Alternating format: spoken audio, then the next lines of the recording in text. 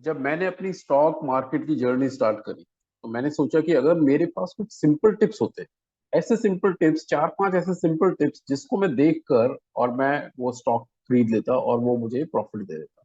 अगर ऐसा होता तो कितना अच्छा होता, right? So welcome everyone, this is Virendra Rajawat. I am the stock market expert and I am the founder of the investors profit club.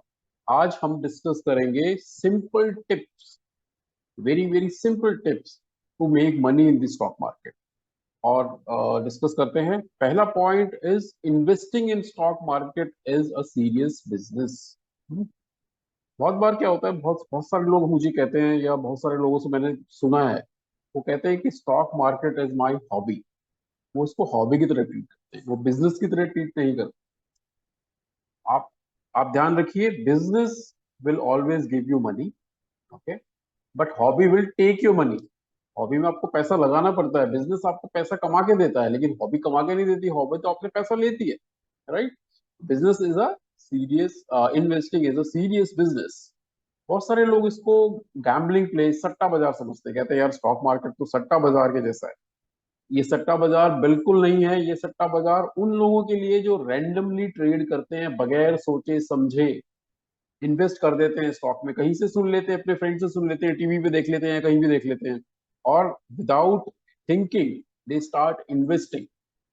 उनके लिए ये पक्का गैम्बलिंग, ओके, पक्का उनके लिए सट्टा है। और जब आप सट्टा खेलते हैं या गैम्बलिंग करते हैं कोई लोग, तो आपने देखा होगा कि कुछ टाइम वो जीत भी जाते हैं, कुछ बार शायद उनको लॉटरी लग भी जाती है, लेकिन मैक्सिमम टाइम क्या होता है, maximum time you will lose money if you are looking it as a gambling. और आप रैंडमली ट्रेड कर रहे हैं, टिप्स पे ट्रेड कर रहे हैं, तो आपको मैक्सिमम टाइम आपको लॉस होने वाला है। और यही रीजन है कि जब स्टार्टिंग में ही जब आप स्टॉक मार्केट में आते हैं और आप रैंडमली ट्रेड करते हैं without thinking, then it will give you losses. और उसके बाद आप कहते हैं, हाथ खड़े कर देते हैं, आप कहते हैं कि नहीं, स्टॉक मार्केट तो बहुत ही सट्टा बाजार के जैसा है, उसमें पैसा नहीं बनता है, और आप स्टॉक मार्केट से आउट हो जाते हैं और स्टॉक मार्केट आपको उठा के बाहर फेंक देता है, right? Second point is fundamental analysis. कोई भी स्टॉक खरीदने से पहले आपको ये सोचना है कि उस कंपनी का फंडामेंटल्स कैसा है, उस कंपनी के प्रॉफिट एंड लॉस स्टेटमेंट कैसे चल रहे हैं, उसका बैलेंस शीट कैसा है, उसका कैश फ्लो स्टेटमेंट कैसा है। ये सब हमें देखना है, ओके, क्योंकि ये this is a serious business, right? आप जब स्टॉक खरीद रहे हैं तो आप ये सोचिए कि आप उस कंपनी के ओनर बनने जा रहे हैं कुछ पार्ट के, राइट? टेक्निकली भी आप ओनर बन रहे हैं। जब आप किसी कंपनी के शेयर खरीदते हैं, आप उस कंपनी के ओनर बनने वाले हैं। उसके उसको कंपनी को अगर प्रॉफिट होगा तो आपको भी प्रॉफिट मिलेगा, अदरवाइज अगर उसको लॉस होगा तो आपको लॉस होगा। कंपनी को लॉस हुआ तो आपको भी लॉस होगा, क्योंकि आप उस कंपनी में आप स्टॉक्स के थ्रू एक हिस्सेदार बन रहे हैं, राइट? सो फंडामेंटल्स देखने बहुत जरूरी है, उस कंपनी के प्रॉज एंड कॉन्स समझने बहुत जरूरी है। उस कंपनी क्या वो प्रॉफिट कमा रही है कि नहीं कमा रही है, वो देखना जरूरी है। उस कंपनी के ब्राइट प्रोस्पेक्ट्स क्या है, फ्यूचर प्रोस्पेक्ट क्या है, उनकी फ्यूचर प्लानिंग्स क्या है, उनकी जो फाउंडर्स हैं या उस कंपनी के जो जो मैनेजमेंट है वो कैसे काम करता है, क्या करता है, राइट? वो सब देखना समझना बहुत जरूरी है, और ये बहुत डिफिकल्ट नहीं है। बहुत सारे लोग सोचते हैं, समझते हैं कि मुझे इसके लिए मुझे फाइनेंस पढ़ना पड़ेगा। क्या, फाइनेंस तो मुझे नहीं आता है, मैं क्या करूंगा, कैसे पढ़ूंगा? Very very simple, it's very very simple. I was a science student, मैं एक साइंस स्टूडेंट था, मैं साइंस पढ़ता था, ओके, लेकिन मेरे को जानने की मतलब लगन थी और मैंने सीख लिया। और बहुत सिंपल है ये। जब मैं सीख सकता हूँ तो आप भी सीख सकते हैं, कोई भी सीख सकता है, राइट?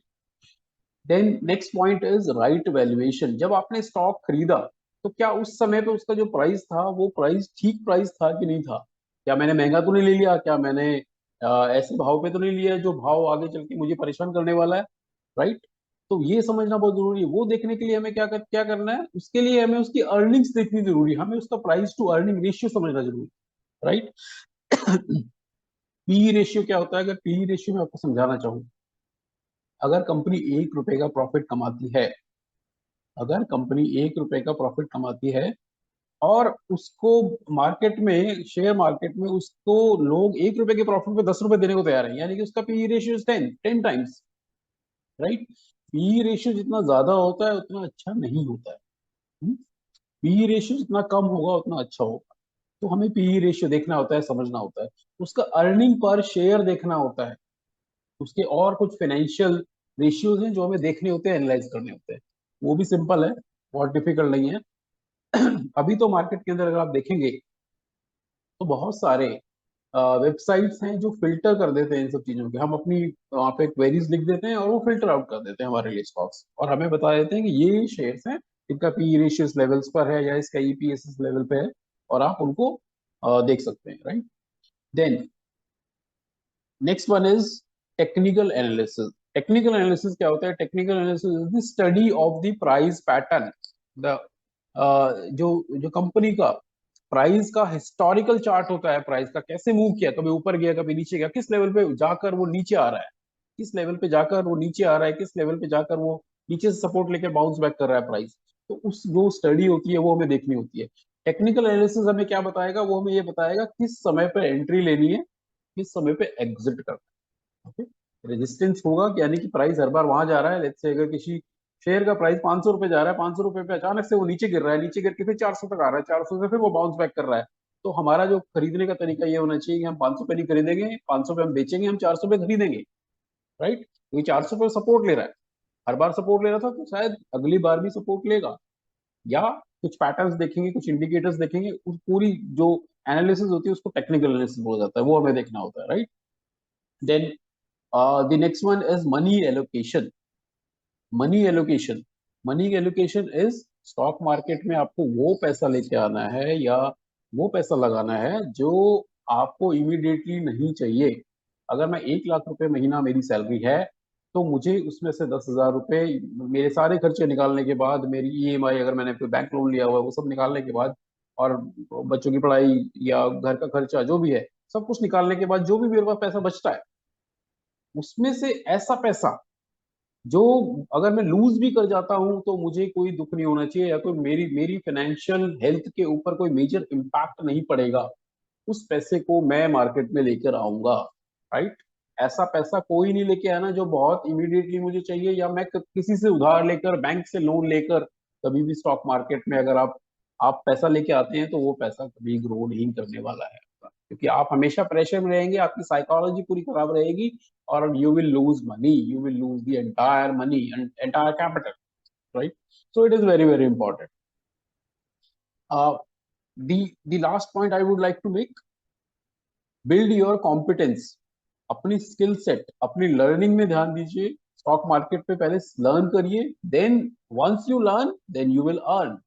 आप अपनी कॉम्पिटेंस इंक्रीज करेंगे, you will get a confidence to trade in the market, right. लेकिन बगैर सोचे समझे अगर आप मार्केट में आ रहे हैं और आप इन्वेस्ट करना शुरू कर दे रहे हैं, तो आप समझिए आप सट्टा बाजार में आ रहे हैं, और सट्टा बाजार में क्या होता है, मैक्सिमम टाइम मैक्सिमम लोग अपने पैसे को गवा देते हैं, और फिर वो कभी मार्केट की तरफ नहीं आ पाते। तो इसीलिए it is very very important कि आप पहले सीखें और फिर मार्केट में आए। आई होप ये जो मैंने आपको जो इम्पोर्टेंट पॉइंट्स बताए हैं, सिंपल पॉइंट्स बताए हैं, वो आपको समझ में आए होंगे, and these are great insights. If you have liked my video, I request you to subscribe and like my video and share this video with others as well. And अगर आप मुझसे सीखना चाहते हैं तो you can comment below and I will get in touch with you. Thank you and have a good day.